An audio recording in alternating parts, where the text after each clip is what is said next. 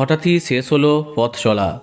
Shooting সেটের ব্যস্ততা, একটা শটের পরে একটু বিশ্রাম, মেকআপ রুমে গান, আড্ডা, এখন সবটাই অতীত।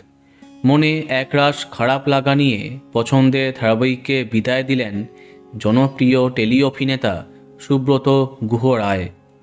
বর্তমানে জি বাংলার প্রভূত জনপ্রিয় পরিণীতা ধারাবাহিকে রায়ানের দাদু চরিত্রে কাজ করে সবার কাছে অত্যন্ত পছন্দের হয়ে গেছেন তিনি।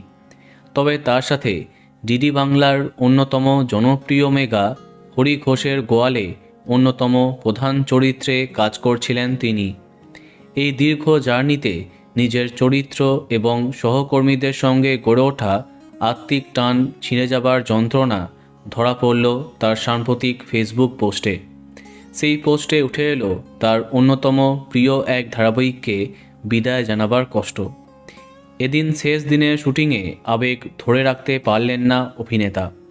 তার কথায়, সেখানে যেমন ছিল কাজের তৃপ্তি, তেমনি প্রিয় চরিত্রকে বিদায় জানাবার কষ্ট। তার পোস্টে উঠে আসে স্টুডিওর সেই গোয়াল ঘরের কথা, যা গত কয়েক মাসে তার কাছে ঘরের মতো হয়ে গেছে। সহকর্মীদের কৃতজ্ঞতা জানাতেও ভোলেননি তিনি। সুব্রতবাবু লিখেছেন, হাসছি কিন্তু মনটা ভারাক্রান্ত। এতদিনের মজা হাসি শেষ হয়ে যাচ্ছে। সবার সাথে আবার অন্য কোথাও দেখা হবে। বন্ধুরা, ভিডিওটি এইটুকুই।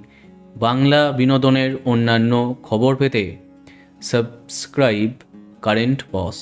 ধন্যবাদ।